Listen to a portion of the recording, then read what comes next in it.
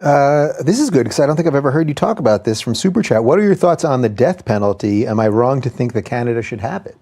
Oh, well, the first thing is there's crimes that the proper penalty is obviously death.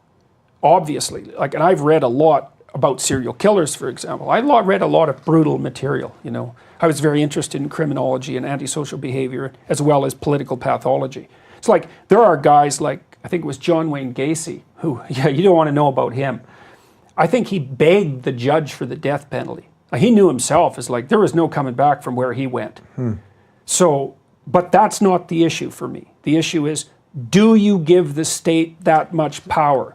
And I would say, practically, no. I think this is a very callous way of looking. I think in the United States, it costs $20 million to put someone to death. It's like, why? Well, because the state shouldn't just be able to do that easily. And they make mistakes, like a lot of mistakes. So you got to get your theory about this right.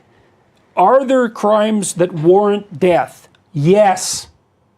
Like violent rape might be one of those, you know, and there's certainly crimes that go beyond that. I mean, if you have a daughter, mother, someone you love who's raped violently and you're not homicidally enraged by that, there's something wrong with you. It's up to the state to take that burden off of you with a sufficient penalty. And maybe that penalty should be death, but then there's the state. It's like, who's the monster here, the criminal or the state?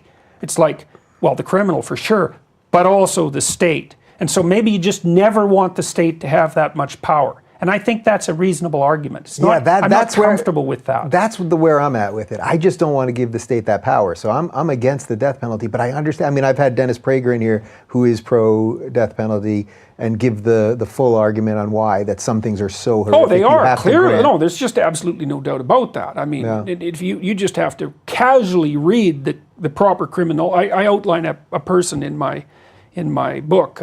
His name was, oh hell no, and I'm not going to be able to remember. Anyways, he was brutalized when he was a kid. He was a delinquent. Panzram, Carl Panzram, fascinating autobiography. And he was brutalized when he was a delinquent, raped and tortured and all of that in the reform home. And he came out of there like, he was a very powerful guy, very big guy. And he came out of there seriously unhappy. And he spent his whole life producing nothing but mayhem. And his dying words were, he was being hung.